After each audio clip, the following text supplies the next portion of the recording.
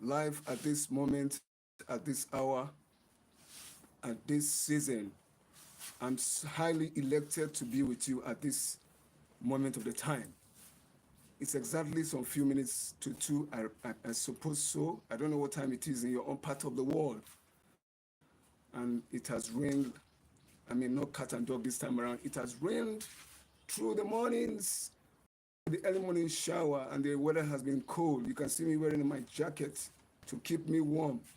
Well, it reminds me of, I mean, the other side of the world. I don't know what part of the world you are where you need to wear this that I'm wearing. Because Africa is always sunny and hot. But today is chilly, a little bit cold. The weather has been cold. I will be taking a cup of tea. Well, I'm here to give you a cup of tea today. Well, are you going to give me a cup of tea as we talk, have a discourse? Coming together to connect at this time. Once again, you're welcome, and Okonji Christopher. Thank you for coming, French Empire. It's good to have you. Thank you for liking the live. It's good to have you again connected at this time. I know you have been waiting for me, and I'm here. Hi, how are you? How was your sleep? I hope you had a nice time. Or what time is it at this hour, this moment? Can you remind me again? What time is it in America at this time, at this hour? Well, it's good to have you hang up on this time and at this time and at this hour. So once again, welcome. I hope you have a nice time. The last live we had, was it yesterday? Yes, yesterday you connected. You were together with me in live yesterday, and we had a nice time. It's a real chat time we had. I was out to just chat with someone, and I had a good time having some moment with you after missing you for some time. Well, I believe you have a good time. Can you give me a thumb up? Tell me you have a good time. Last time we have a discourse. How was it go? How did it go? Okay, Samela and I didn't sleep. Sam and I didn't sleep. What happened? You had a sleepless night? What happened? Tell me what happened, why you didn't have a sleep last night. Your sleep was disturbed last night. What happened? Tell me, chat with me, let me know. Let us talk about it. What happened? You didn't have a sleep, or you were watching some interesting movie that you forgot to it is night, you're supposed to rest. You must have been doing one or two things. What happened? You didn't sleep. You and Sam didn't sleep last night. I hope it wasn't a bad experience. Let me share in your experience. That's the whole essence why this forum is here. It's a community whereby we share in each other's pain, where we also share in each other's joy. So if you had a sleepless night, I want to know, I just can't. Okay, you just can't, which means you had a disturbed night. It's not that you had a nightmare, right? Your night was disturbed somehow, so you couldn't just sleep. You didn't know why. So if you find yourself at a time that you couldn't sleep, it's probably maybe you were not, your mind was not settled. When your mind is traveling, especially in the night when you are supposed to rest. Do you know that you could be sleeping, but your mind is still at work? So that is when you are sleeping, your mind's supposed to be sleeping, your body's supposed to be sleeping. But at times your body could be sleeping, but your mind is at work. So maybe what you did over the previous day what occupied the whole of your mind. So when you went to bed in the night, your mind could not rest. You are still thinking about what, I don't know where you went to. In the daytime, I don't know how was your day. It depends on how your day is. So when you come back, your mind was still, ruminating over the day. So when you come, you have a disturbed night, you couldn't sleep. Or rather, maybe something just happened in your system. Your system could not just, sleep at that time. But notwithstanding, you can still have a rest in the afternoon because it's your holiday hours. You say holiday hours so you can still find time. Okay, good. How was your day?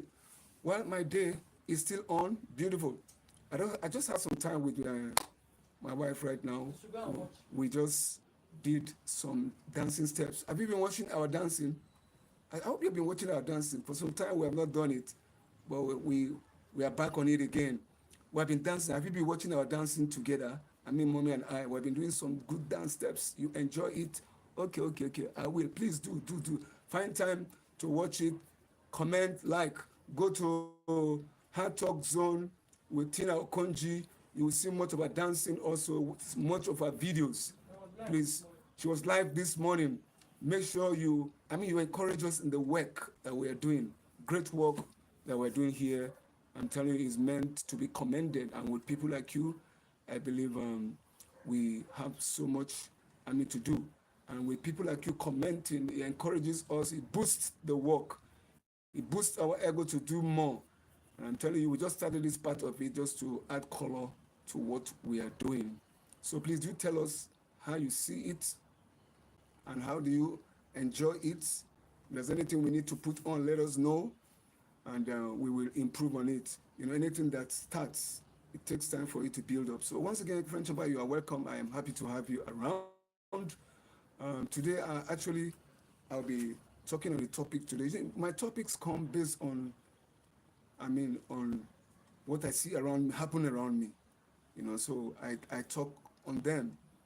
Can I remember the topic we discussed yesterday? What was the topic of yesterday when we were talking about the topic yesterday? There's a topic we talked about, if I can remember very well.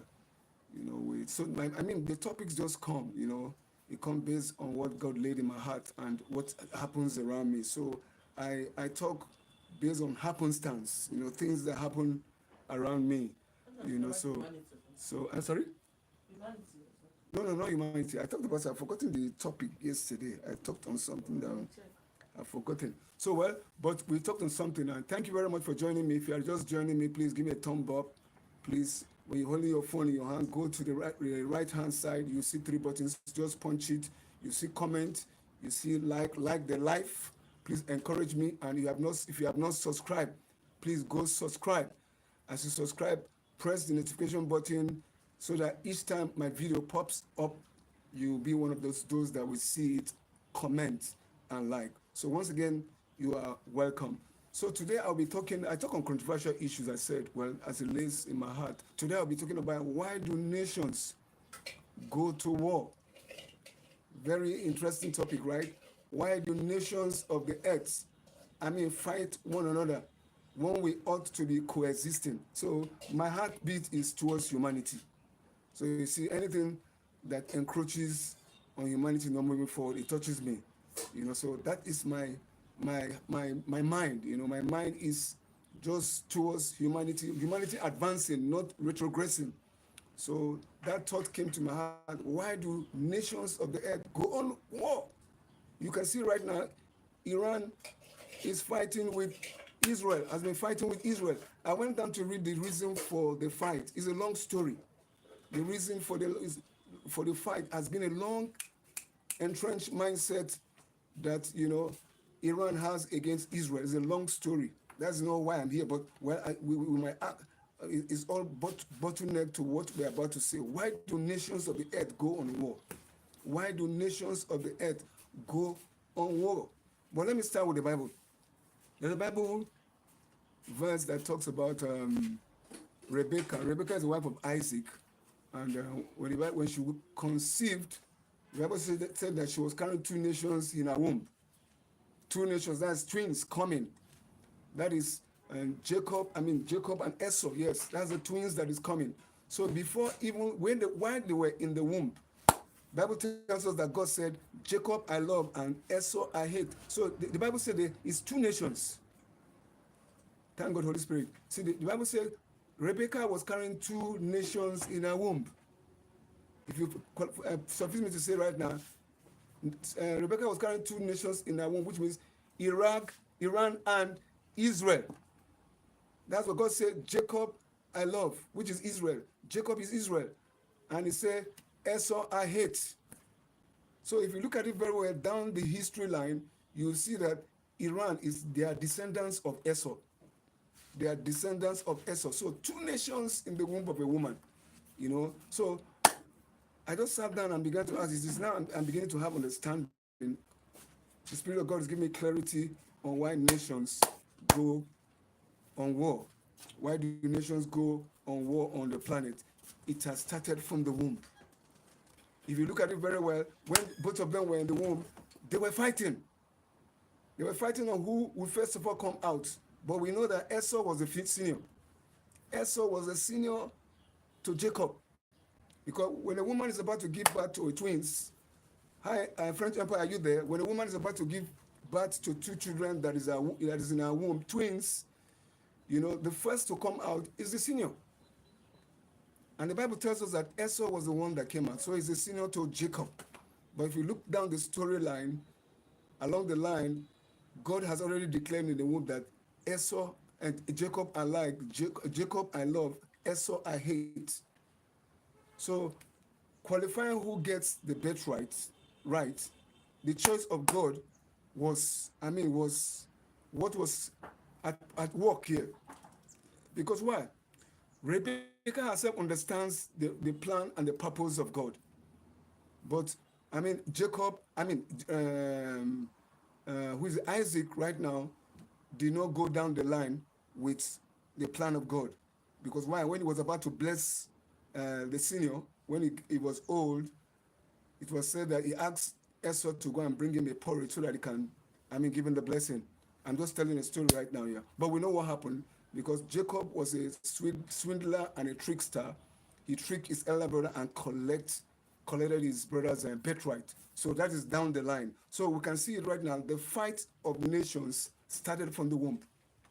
It's something that was bettered from the womb. It was bettered from the womb. So the fight you see today, why nations go on war today, why the war is going on, is something that has been bettered from the womb of humanity. You might ask, why will war start from the womb? Well, I just gave you the analogy right now. God said, while they were still in the womb, God said, well, till today, that the enmity has been there. Of why the war that's happening between Iran and Israel, it has been something that was bettered from the womb. Israel is God's chosen people. And if you look down the history very well, you'll see that there's no war that Israel has gone through that they did not break through. 400 years of slavery in Egypt is Israel, they overcame. They came out of it. So many nations has fought Israel. Israel has not lost anybody. And it's a very small country in the Middle East. Very small country, but they say it's God's own country. No nation has defeated Israel. They are not the superpower of the world, but no nation has ever defeated them because God has always been with them. God has always been with them. The war that you are seeing today happening on the earth today started from the womb. Started from Jacob and Esau.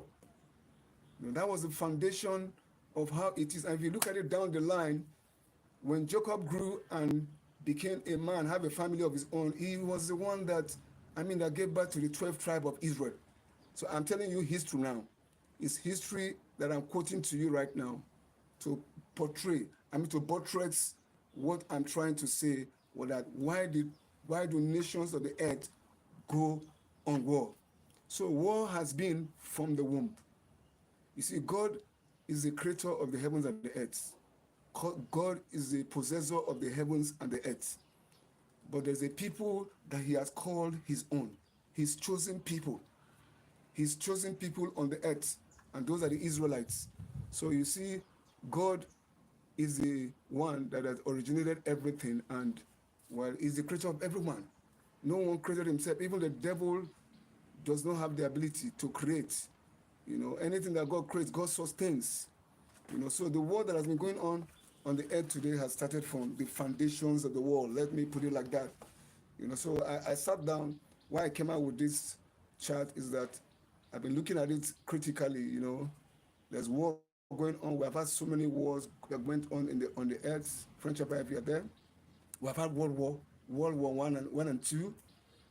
So it starts from somewhere. One nation, World War One nation will start the war. Two nations start it, and other nations will come in, and some nations will, siding with the one nation. The other nation will side with the other nation. Before you know it, we have World War. That was how we have First World War, Second World War. I think in the year 2000 we had Operation Desert Storm. That's a world world war that that involves the whole world. I think it's the year 2000 if I can remember. A war ensued that the whole world was involved in it. But everybody, we all know that war is not good. The ravage of war, is devastating. It render people homeless. It render disunity among families. People die. Network are short. Do you know how many people have died during this war between Israel and Iran? So many people have died. So many people have been, have lost contact with their families. So many people have been displaced. We have displaced people all over the world. So war is not good. Nobody is calling for war. War has been something that has, caused so much commotion and confusion all over the earth. So people died during war period. But when we begin to look at it, where does war emanate from? It's something that has been with man from the womb. War has been there, and we what we look for, we pray. No one prays for war. No one prays that the whole world goes to war. No one prays that people will get to that point. We tend to disagree to agree. But we never pray that it will amount to a total confusion, a chaos. When we have a chaos, is that one country is not agreeing with the other, and what happened? They say, let's settle it at the place of war. I just enumerate to us right now what war causes to people. It causes displacement, it causes disintegration, all sort of things that you can think. It causes hunger and starvation. It causes famine in the land. There's so much famine that goes on when people go on war. So war, nobody calls for war. Thank you for joining me at this time. Please give me the thumb up if you are joining me. So no one calls for war. No one looks forward to war to happen. We pray that it doesn't happen. We don't look forward to it. But in all, it still happened because it's something that is spiritually conceived. I just gave you the analogy right now for you to see right now that there's always two people on the earth. And God said, I love one. The other one is an enemy. So what do? When Jesus was leaving the earth, well, he said, he told God, when God said maybe you should take on the unbelievers out of the God, Jesus said, no, allow the believers to live with the unbelievers. At the end of the age, there will be a sifting that will be done. God will separate the unbelievers from the believers. So we coexist with all kind of people. I've done a teaching here, or a chart, telling us that everything about humanity is a relationship. We are supposed to relate. The whole essence why God created the earth is for us to come together and together. Like right now, what we're having here is a community spirit. We are here relating and getting to know ourselves better so that we can work for the betterment of humanity. My interest is to see that humanity is growing, but not retrogressing. So anything that, that hamper the growth of humanity, it affects me, and I like to talk about it. That's why most of the time you see me talk about the Nigerian issue. I'm an advocate for a better Nigeria. I feel our country should be better than where it is. We're not having the best of life at this time. So people will say, you talk. Why do you talk? Your talking is cheap. No, talking is not cheap. You're just adding your voice to something that is affecting humanity. They will say a lot of people have talked, and where has it gotten us to? No, talking is not cheap. Talking is not cheap. When you keep talking, you are adding your voice. When you add your voice to the social ills of the world, people recognize you. People reckon with you. Adding your voice. You might not carry a weapon, but you're adding your voice. You say this is wrong. Because our life is supposed to affect, humanity. So when we add our voice to social injustice, it's going a long way. Like young people like you that don't know what it is, where the war has started from. I gave you an analogy right now why nations are warring against nations. It started from the beginning. It started from the beginning, and God knew it's going to be like that. But at the end of the age, God will come and, separate the good from the bad. That is what it is. So we're adding our voice to say no is wrong, and there must be a change. And I'm happy about what's happening in Africa right now. There's so much, it's a new wind of change that is blowing across Africa right now. The African nations are coming together. They used to tag us that Africa is a dark continent. No, we are not dark. They used to tag us that Africa is poor. But Africa is the richest continent in the whole world. I mean, Europe and America comes in here to take our gold and our silver and everything to go and build their country. But right now, Africa is rising. We are rising and say we want to take our continent, I mean, by ourselves. I'm happy about what is going on right now. The continent is forming one unity government. I heard the country, the continent is forming one unity government that they want to have one president ruling the whole of Africa. That's a great milestone. We pray for the success of that. How will that be achieved? But we look forward to it. That for the first time, Africa is coming together. So Africa is not that country. So we embezzle our economy, we embezzle money, our leaders embezzle money, they do all kind of things. We have heard stories. We have heard stories. But we thank God for our forefathers, our heroes that have gone ahead of us, people like Nelson Mandela. You know, despite and in spite stories that you hear about Africa, most of the stories you hear are not really true. But you have heard that our leaders are corrupt. Yes, I will tell you again, corruption is not just in one continent. Corruption has been, a bane of our society. When I mean a bane of our society, something that has been destroying our society, it has been there. Every nation of the earth, is corrupt, to one level or the other. But we are just going from one glory to the other. So corruption is not just associated with one continent or one country or one people. Corruption is something that has been with man from the time of creation. If we look at corruption is that, trying to amass wealth for yourself. Forgetting the people of the earth. So corruption is just selfishness, trying to amass the things of the earth. Okay, what we discussed yesterday was what will people remember you for when you are old? What will people remember you for? What will you like to be remembered for? That was the topic I discussed yesterday. What will you be like to be remembered for when you die?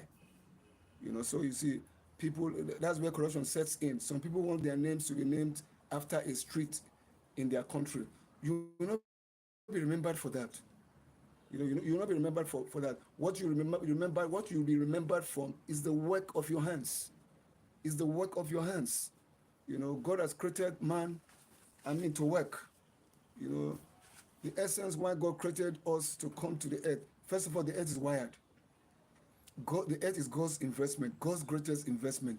God has put so much in the earth. And you see, but God's greatest investment is man. Is man. If man is not positioned here, who will till the land? Who will manage, God's investment? So man was God's most prized possession. That's why you see when man fell, God was so worried. And I remember the psalmist was asking, that is David. He said, what is man that you are so mindful of him? What is man that you are so mindful of him? That you created him a little bit lower than the angels, but you are so mindful of him. So God is so mindful because why? Man is God's manager on the earth. The earth cannot manage itself.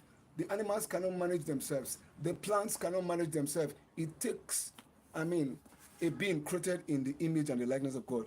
And man is the only creation that is created in the image and the likeness of God. So man has to be there to manage, God's investment. So that was why man was placed there. We're not forgetting the topic we're treating. Why do nations of the earth go on war? Why do they go on war? Why did they go on war? Well, I just want to read a portion of the Bible. I'm not preaching, but I look at the story about David. It's a very, significant story in the Bible of David when he was away and the Amalekites came. That's an enemy right now. Came to encroach in his territory. What did they do? They carried everybody in David's family, including his two wives, Abigail, and I think the other one, I've forgotten the other lady, the other wife. You will see it. Carry his wife, carry his children, his people. They carried them all on exile, took them and carried everything. First Samuel carried everything they could lay their hands on. And when David came with his men, he saw what has happened.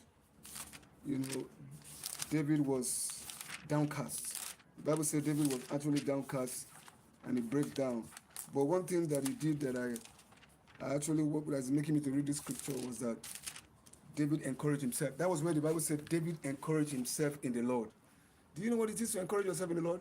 Have you found yourself in a place whereby, situation has beaten you black and blue? And you begin to ask yourself, how did I find myself here? We all in one time or the other find ourselves in situations that you can't even help yourself. Have you been there? I've been there severally. And to get out of that situation, you know you need God. In any situation we find ourselves, we know we need God. If God does not set in, you are gone. So that was how David found himself. I'll read 1 Samuel chapter 30. I'll read from verse 1.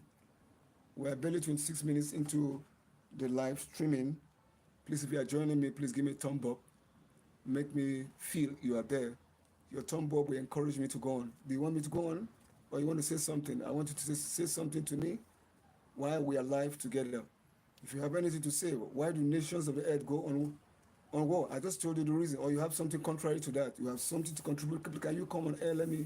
Let's hear you. I'm waiting. French Empire, are you there? You have something to say. Whoever is there, can you just say something so that I won't be the only one talking? It's a chat. I just came out to chat. I'm here today on live stream to chat with you. So if you are there, I'm waiting. I am waiting. I'm just waiting for the next person that will pop up and say, hi, this is what I feel. This is what I see. This is what I think should be. Well, you are entitled to your opinion. We have different take to how we look at it. But that's why I'm taking you to the scriptures. Well, anyway, if anybody has anything to say, let me just read the scripture anyway. 1 Samuel chapter 30. I'm going to take it from verse 1. And it said, David and his men were reached Ziklag on the third day. Now the Amalekites had raided the Negev and Ziklag. They've raided his town. They had attacked Ziklag and burned it, and had taken captive the women and all who were in it, both young and old. So which means they carried everyone, they carted everyone into captivity. They carried everyone and burned everywhere. That is easy. See what they did. And had taken captive the women and all who were in it, both young and old. They killed none of them. They killed none of them. They only took them on captive. I want you to look at that. So there's a war that is we experience, that the victim has to be taken as a captive. How do they call it? There's a word they use for it. They take them captive. That's it. They take them captives of war and take everything that belongs to the people, but they will not kill them. So it's to show that, well, we have defeated you. That's what plays on most of the time in the olden days. Look at what happened. Verse 3. When David and his men came to Ziklag, they found it destroyed. They found it destroyed by fire, and their wives and sons and daughters taken captive. So David and his men wept aloud until they had no strength left to weep. Did you see a man of strength? They said David wept. A whole king wept. Why would he weep? He was overwhelmed by what he saw. Imagine you coming to your house and your whole house has been ravaged. They carry your families and your family. They carry your properties. They burn their houses. I'm just making you see the intricacies of why war is not good. That is what is happening in Iran and Israel. You remember, people have been fighting Israel. This war started with a family called Hamas. Israel has been fighting with Hamas, and Hamas, they are part of the people that originated from Iran. I was reading the story of the war. They came from Iran. So Iran was instrumental to Hamas and Israel fighting the first war that was going on between Hamas and Hezbollah, like they call them. The war that was going on. Iran was behind it. Iran was behind the scene. They engineered it until Israel realized it, and they target Iran. They know that Iran was behind the masterminding of that war between Israel and Hamas. That war ended, then Israel decided to attack Iran. So you see what I'm just trying to give you now How does it feel like the way David felt here? They say they carried his whole family, carry his men, burn their houses. How will you feel when you come back home? Your house has been raised down by fire. Your family has been carried. Oh, you'll be disheartened. They say, David sat down with his men and he wept like a child. He wept like a child. But I like what David did here. He encouraged himself. That's the same thing I want you to encourage yourself. No matter what situation you find yourself, please endeavor to encourage yourself. What does that mean? To encourage yourself. When you have no one to encourage you, that is what I want to bring out here. When you have found yourself that situation and circumstances are beating you black and blue, you have no one to encourage you. You need to encourage yourself. And you can only encourage yourself when you know you have God by your side. When you have God by your side. It's only a man that has God that can encourage himself. You encourage yourself in the Lord. That was what the Bible means there. So when David and his men came to Ziklag, they found it destroyed by fire, and their wives and sons and daughters taken captive. So David and his men wept aloud until they had no strength left to weep. David's two wives are being captured. Ahinoam of Jezreel, and Abigail, the widow of Nabal of Carmel. David was greatly distressed because the men were talking of stoning him. His people were stoning him. Each one was bitter in spirit because of his sons and daughters. Did you see that? But David found strength in the Lord, his God. That was where that word comes from. It says, David encouraged himself in the Lord. What gave him strength was the confidence that he knew that God has always been with him. See, one phenomenal thing about David, that he knew that God is always with him. He knew. Can you imagine? Everybody has left you. They are even mocking you. That is all over with you. What kind of a king are you? That they came to burn your houses, carry your whole family, carry your men. Even his men was about stoning him. But the Bible says David finds strength in the Lord. Can we find strength in the Lord at the time of our weaknesses? Can we find strength in the Lord? When nobody was there. Look at verse 9. Then David said to Abiathar, the priest, the son of Ahimelech, bring me the ephod. Abiathar brought it to him. And David inquired of the Lord, shall I pursue this raiding party?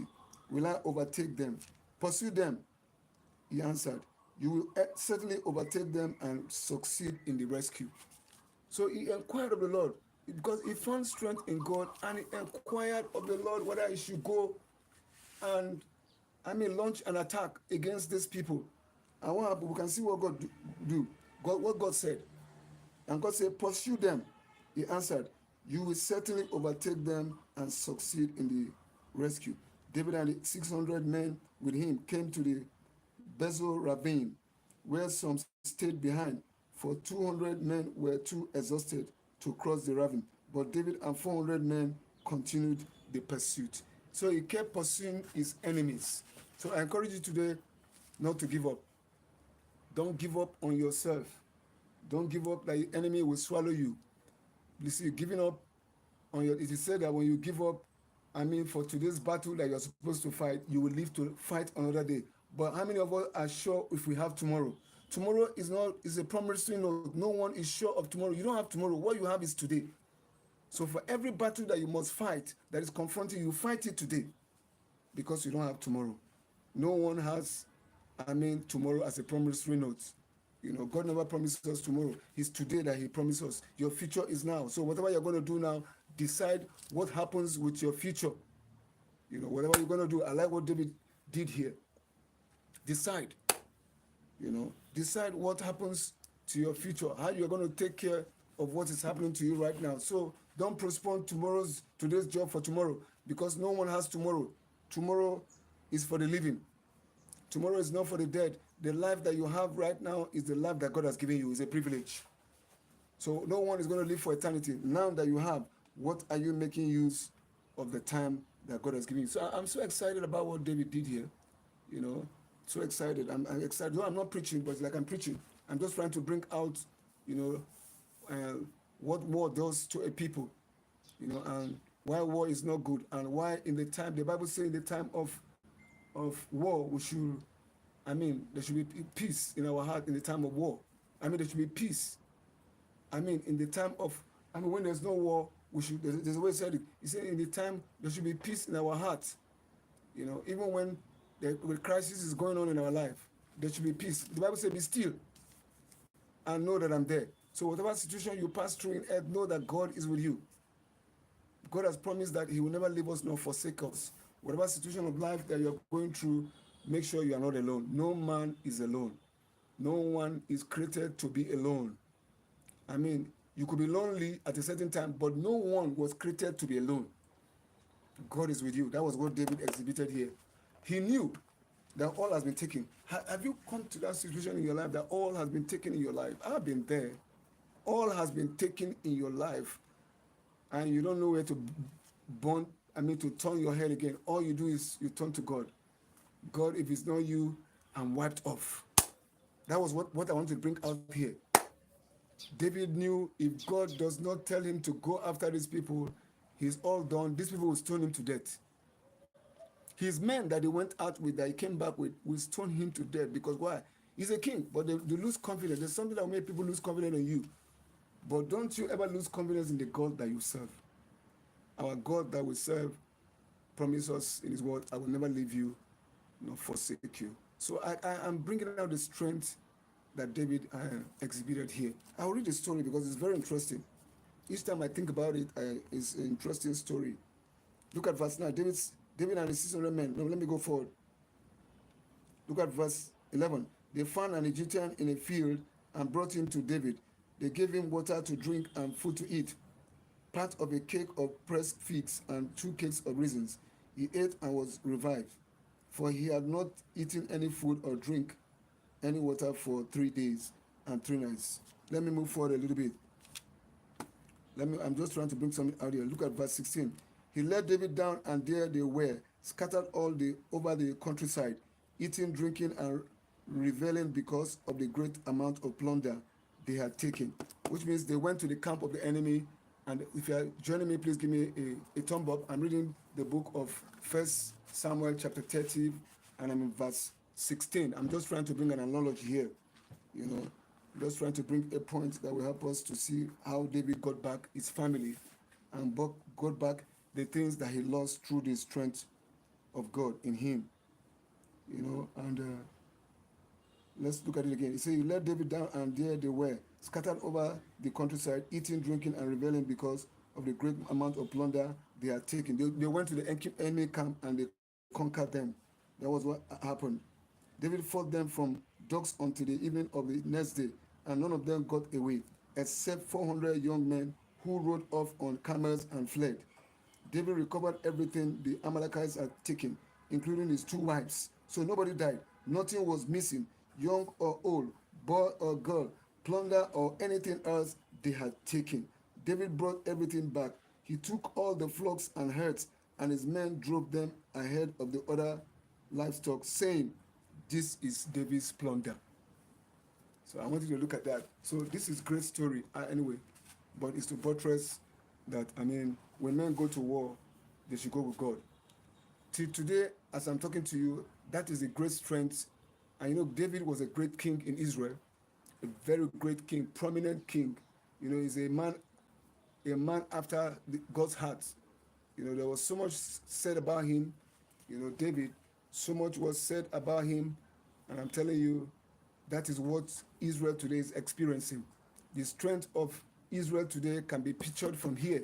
Look at the man going on a war that, he has been defeated. Everything has been taken away from him, but he inquired of the Lord. So, and God said, go ahead. And he went by the bidding of the Lord, the word of the Lord, and he came back, recovered everything that was lost. So have you been in a situation you cannot help yourself? I enjoin you to look up to God today. God is your strength in anything that you need to do. You don't need to give up in any situation that you find yourself. Just like David. When we're told that David leaned on God, and God, directed him to the right thing to do. And he did exploit and brought so much, plunders to Israel. One thing I like in that scripture also that David did is that the Bible said that when he brought the plunders of that war, he did not keep it for himself and his men alone. he shared it among all those people, that even people that did not go to war with him, he extended it. That's how the heart of David is. You know, he has a good heart, a man after God's heart, because he believed that thing came from God. So you see, when you deal with God like that, God fights your battle. That's what the God that is fighting the battle of the Israelites to today, that we are this present day that we are seeing. I use that Bible story to tell you how God has been with the Israelites. You know, so it's a great thing. There's no one goes to battle with the Israelites and the Israelites will be defeated. Because why? God was with them. We can see that God is with David. So God is with David throughout his life. The Bible said David fought all his life. He fought battles, but I mean, he never had a scar of injury in his body. Because why? God was with him. And remember again, Jacob's name was changed to Israel. That is the Israel that we are seeing today, you know, on the battlefront. So what I'm trying to bring out here is that the battle that you see today, the war that is going around the whole world today, has started from the womb. But it takes God, I mean, to know the people that is his own, and he will ever protect them. So all I'm saying is that let us be on the Lord's side. How many of us are on the Lord's side? When you're on the Lord's side, God will always protect you. He will never leave you nor forsake you. We hinge our trust in God. Those that put their trust in God are like Mount Zion. That's Psalm 125. They are like Mount Zion that cannot be shaken. It's not that when he says they cannot be shaken, it's that they will be shaken. They will be shaken, but you will not be shaken off. That's what is happening to Israel. You will not be shaken off because your foundation is in God. So let our foundation be in God, and God will take us to a journey of finish. It will take us to a journey whereby we will not be defeated, where we will not see shame. I promise you, we will not see shame. Let's hold on to God.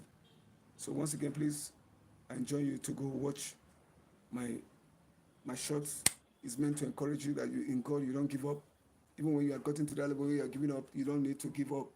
I'm telling you, don't give up, because God will not give up on you. I have a word for God will not give up on you.